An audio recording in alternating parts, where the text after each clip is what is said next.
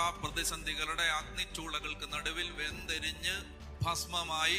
ഇല്ലാതാകുമെന്ന് നിങ്ങൾക്ക് തോന്നുന്ന അത്രയും നിസ്സഹായമായ സാഹചര്യത്തിന്റെ നടുത്തളത്തിൽ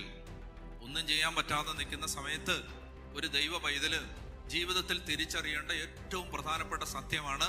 ഞാൻ എവിടെ നിന്നോ വലിഞ്ഞ് വഴി തെറ്റി വലിഞ്ഞു കയറി വന്ന ഒരു പരദേശിയോ അപരിചിതനോ അനാഥനോ അഗതിയോ ആലംബഹീനനോ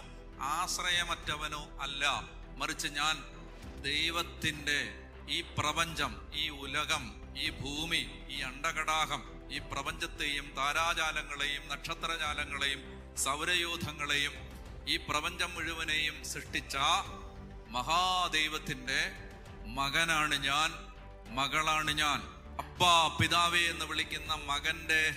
അവകാശം, ആ അവകാശമാണ് ദൈവം നമുക്ക് തന്നിരിക്കുന്നത്. ഈ അവകാശം നമ്മൾ തിരിച്ചറിയുമ്പോൾ